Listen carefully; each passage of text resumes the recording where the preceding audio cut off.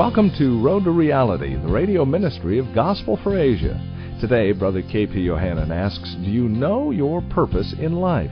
With practical insights into our hearts and God's overarching plan, Brother K.P. reveals the direction and freedom we find in following the narrow road. We join him now as he shares this important message entitled, Seek Only God's Approval. Years ago, a man came to me all alone, and he said he wanted to talk to me, and right after saying that, he broke down weeping. An older man, 3 children, and I couldn't figure out what was going on until he finally voiced his deep pain in few words. I lost it all. I failed.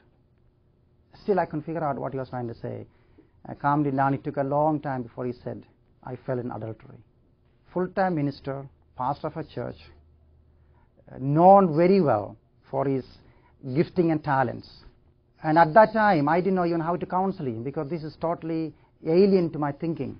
But God gave me the grace to say whatever I said and prayed with him. I suppose even till this day, I may be the only human being that may know this incident apart from him. But later I will learn he recovered so fully. God's grace and usefulness of his life may be multiplied dozens of times, more than I can imagine or I want to accept because of my rigid views about things.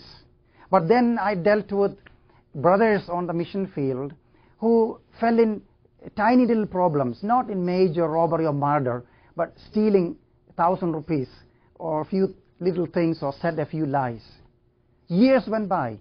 I'm surprised that these fellows are not in the ministry. And sometimes I think, what happened? The fellow who should have lost out completely and got wiped out from ministry and got sick body and mind and be destroyed, thriving, and God is using touch the lives of thousands of people in North India, while the little fellow who stole a couple of dollars lost out completely. How would you explain all this? And the more I think about it, I realize that a lot of people live, whether we say it or not to anyone, with the feeling that I have failed. And failure basically is a part of life itself. And some fail miserably, and the latter days of their life or what happened after that is much more glorious, while others who failed maybe in a tiny little way lose out. The difference is the way they respond to failure and falling in sin or having had that major disaster in life. The question is, who has not failed? We all have. He without sin cast the first stone. Have you ever committed murder? He said, no. Well, Jesus said, if you got angry with your brother, not just externally but internally, you have already committed murder. The truth is, we do live with failure, no matter how old we are, where we are in life, but the devil uses it as a powerful weapon to keep us down. And he will continue to remind us of that. As a matter of fact, you know the amount of self-rejection, self-pity, guilt, condemnation, hopelessness, and remorse and blaming somebody else, or if only I didn't talk to the person, if only I didn't say this, if only, and we live with that quietly, sometimes can't even sleep. But you know, God, I believe, is in the business of making total failures into most beautiful people. The vessel that was marred was later made into a much precious, valuable vessel. And I have come to the conclusion, failure is one of the most sacred tools God uses in our life to make us more like Jesus on the inside. There are people that are very strong. They say, I am morally upright. I never did one thing wrong. I lived straight and clean, and it looks so wonderful. But it seems most of these people are left out from God's elite army. A few he picked up, people like that, but he had to lead them to deep pits until they're broken down into powder and zero, so you can start again working with them. Illustration, Paul. And you can take a lot of people like that. When you look at the Bible, it's filled with illustrations of people who failed. Jacob. You know, the amazing thing is this fellow, God, even before he was born, made plan in eternity what he was to be. The elder shall serve the younger. But would he be content with that? No. He not only became a crook, a liar, a deceiver, a cheat. You know, culturally speaking, for him to do what he did to his father, you cannot even imagine this in that culture. And such courage he had to pretend, say, I am your older son. And what he did, he lost 20 years of his life, constant pain, agony, living like a nomad, missing everything in life for all those years. And finally, the man who said Esau to his father came to the place when the angel said, look, what is your name? For the first time he would say, I'm a failure, I'm a crook. I'm smart, able, intelligent, but I lost out. And that's where his name was changed to Israel, Prince of God. This morning the text I want to look at for our study is actually in John's Gospel, chapter 21. You don't need to turn to that necessarily in the whole chapter by heart. Most probably it is Peter's. He tried to hold out as much as possible. But Peter got something worse than everybody else. He denied Christ, not once, but 3 times. And finally he said, I'm going back to fishing. Translate that in simple words. Listen, fellows, you guys are all right. You made it. You are moral, upright. You stayed with the stuff. You fought the battle. You never lied, cheated. You never denied. You never committed murder, adultery. I mean, you're perfect. I'm just a loser. God cannot use me anymore. I lost it all. I'm going back. David one time simply said in despair, oh, if only I had wings like the dove, I will fly away and find a place to rest all alone. The question is, what do you do when the vessel is marred? The original purpose is lost. When I was a little boy studying in school, walking to the high school, sometimes we take the shortcut and had to go by a porter's house. And if we had little time left, we little fellows would stand around the coconut tree and watch this man and his wife making these little clay pots.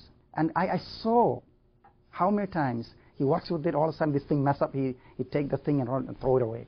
Many people starts in life with dreams and commitment, ambitions, but somehow, whether by their own deliberate decision or by circumstances, knowing, unknowing, somehow, the whole thing collapses. And then we sit in agony, if only that didn't happen. What do you do when the original, the beautiful plan is gone? Jeremiah chapter 18 talks about that. When the locust and the cankerworm has eaten the fruitful life, Joel chapter 1, what do? Years of fruitfulness overnight is devoured by the enemy. You have no control over it.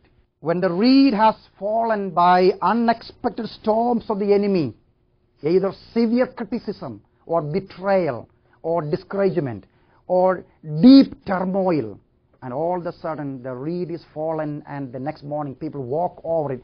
What do you do when didn't even think it would happen, but denying Christ like Peter? What happens when co-workers look down on you because you don't perform so well? They label you as a failure, half-hearted. John Mark, Acts chapter 15. Say, look fellow, get out of this place. You are not qualified to be in the ministry. What happened? Divorce hurts deep and you live with turmoil and guilt. John chapter 4. 5 marriages. The one you have now is not even your husband. Can God still fulfill His perfect plan for our lives? Remember I said, perfect plan. The best plan, not the second best. The vessel is marred, so now He makes something else out of it that is not as good as the first one. The question remains for us is, where do we go from here? Is there a way out of this mess? How can we recover and recover fully? Can we still fulfill God's perfect plan? The best He had for us, not the second best. Is this a potter going to make something different, little lesser than the first original dream he had on his heart? Or is he going to make something better than what he had planned? The answer to this, I want you to know, 1,000 times yes, he makes something better. And the only thing you have to do, I have to do, is to believe. It depends on if we can believe. God's hero seems to be a whole bunch of failures. Unless you process this and hear this whole tape, you can simply misunderstand me. Oh, so the way to be a hero and an overcomer is to fall in sin and be the worst failure. Well, tell you the truth, you kind of may end up thinking like that because that's the way the whole picture is. Take from the beginning of the book till the end of the book, the Bible, and go through this with this thought in your mind. God never created anything void, empty, and evil. It became like that through the fall of the most beautiful angel God created, Lucifer. The earth became void, filled with darkness and chaos. So what is God going to do? To throw it away? No. Let there be light. And after everything he did, he said, it's marvelous. It's wonderful. In California language, it's cool. The life that is so filled with chaos lost the beauty of the original. God recreates it such a way it becomes the place where his son's bride is going to be given the place to live. It is not a second best thing. Then you go on to Adam and Eve. Genesis 1:26 says, God made them in his own image. It is he took the clay in his own hands and said, wow, it looks like me. But what happened? They lost out. What is the next thing to do? You read in the most wonderful prophetic scripture in Genesis chapter 3:15 of the promise of the seed of the woman, talking about Jesus Christ. So is the cross God's second best because he lost the first plan, the man he created failed miserably and had to be driven out of the Garden of Eden, flaming sword to be kept there, they cannot come back anymore? If we say Christ, the Messiah, and the cross is the second choice, second best, then that is blasphemy. The lamb that was slain before the foundation of the world. Revelation chapter 13, verse 8. No, the cross is not the second best.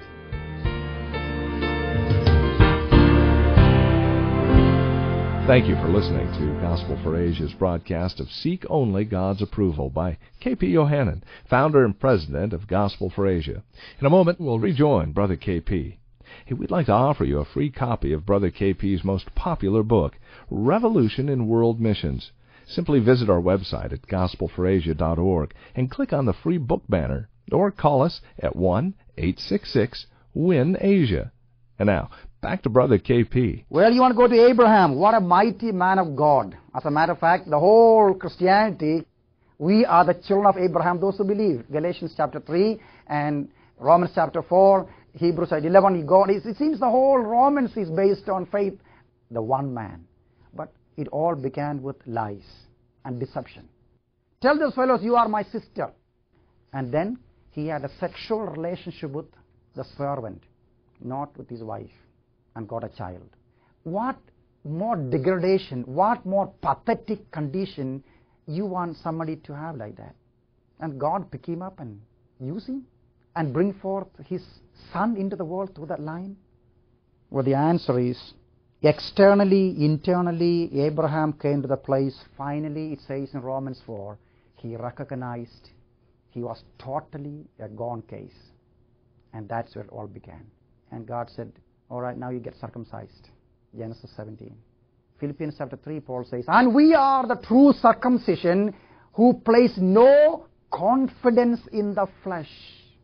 So Abraham, I am looking for someone who is a loser, so I can start from zero.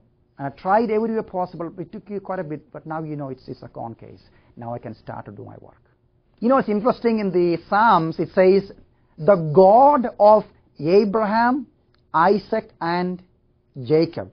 Well, I thought this rascal's name was changed to Israel, the Prince of God. How come God goes back and say, the God of Abraham, Isaac, and not Israel, Jacob? How come God identifies His almighty name with a deceiver, a crook, and a liar who wastes 20 years of God's time?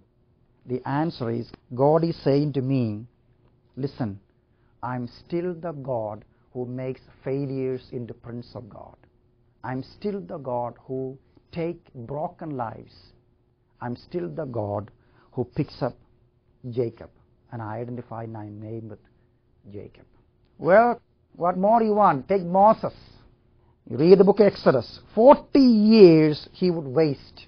What a incredible length of time. He is a hero, believe it or not. Every way possible, he is.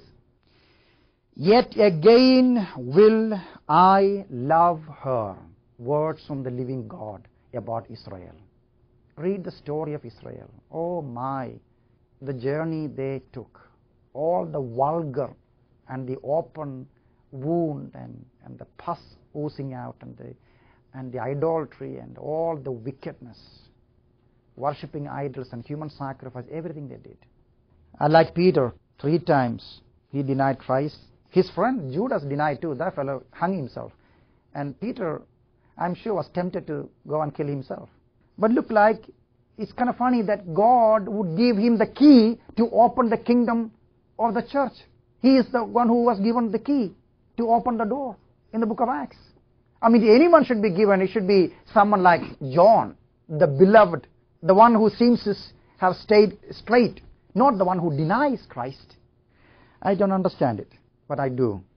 Thomas, thank God, he came to my village in AD 52. But would I send him with Gospel of Asia to be a missionary overseas? No matter what I say, he always questions, always doubts, always pour cold water on every positive idea. I mean, he talk about faith. This fellow didn't have, he wouldn't even say the word. But Jesus would pick him to go to the worst of the worst region, and that's Thomas. Who wrote the Gospel of Mark? Anybody remember? The one who got rejected from the gospel team, John Mark. As a matter of fact, Paul and Barnabas, his best friend, they separated over this one young fellow. But later, Paul says, oh, bring John Mark with him, he is useful. You want to take time and read through the Gospel of Matthew chapter 1 and underline the names of the failures in that. You find incest, prostitutes, crooks, liars, everything you want to read. All in Jesus' family, the line through which he came.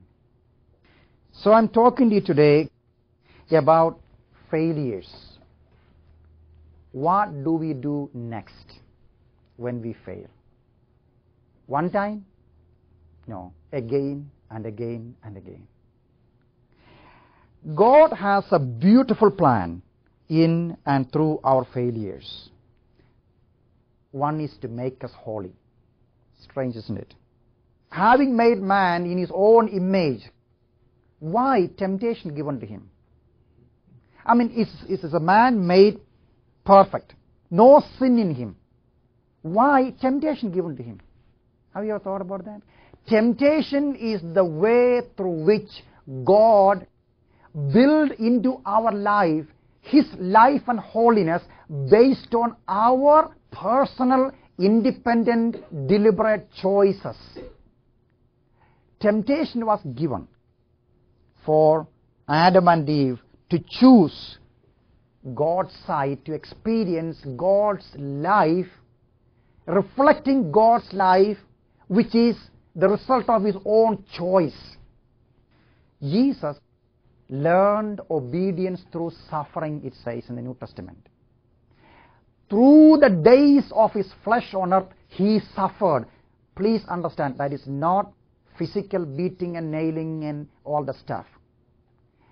You study Hebrews, that passage you find, it is talking about his continuous refusal to yield to temptations, thus saying no to his own flesh and desires and accepting the suffering.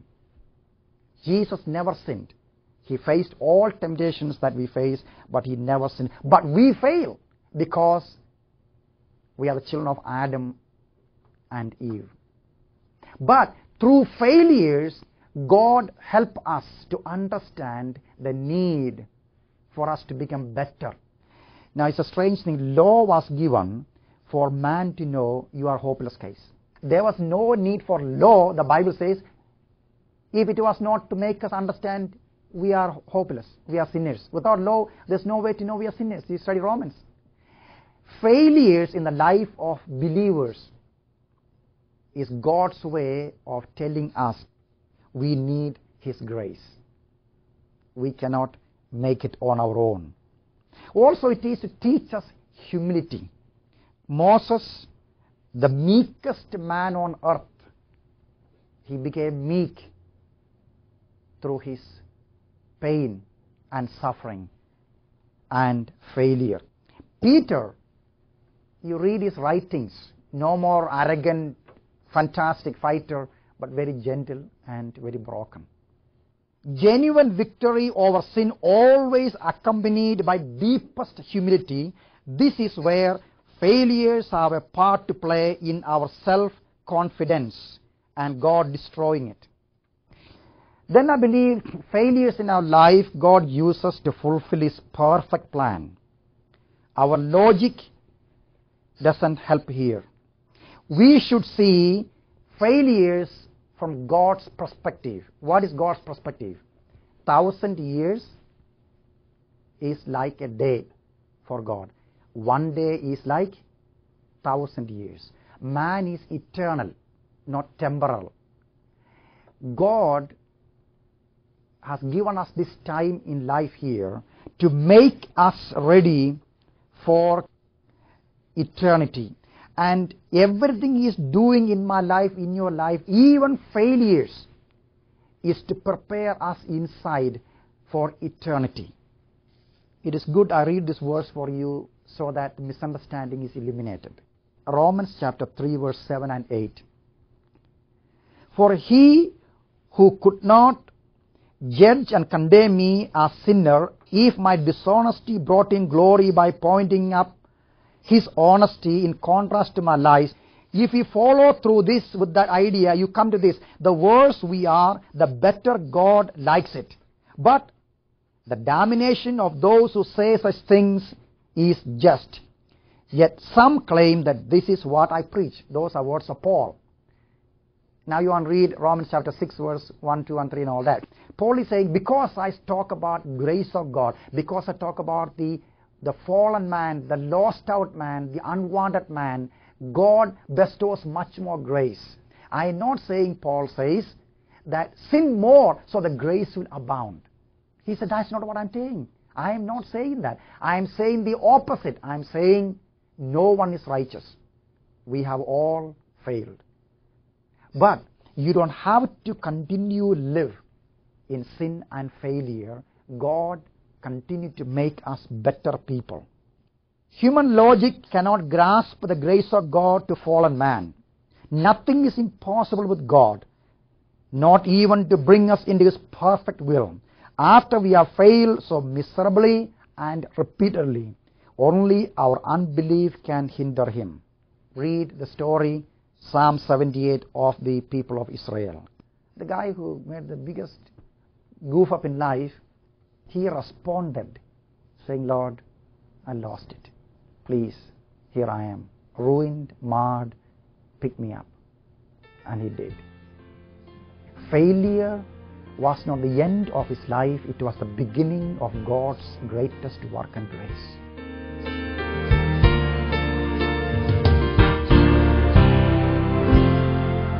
Thank you for listening to Road to Reality, the radio ministry of Gospel for Asia. If you've been challenged by today's message, we'd love to send you a free copy of Brother KP's most popular book, Revolution in World Missions. Now, this is the story of Brother KP as a young evangelist in India and his calling to launch a worldwide organization, Gospel for Asia.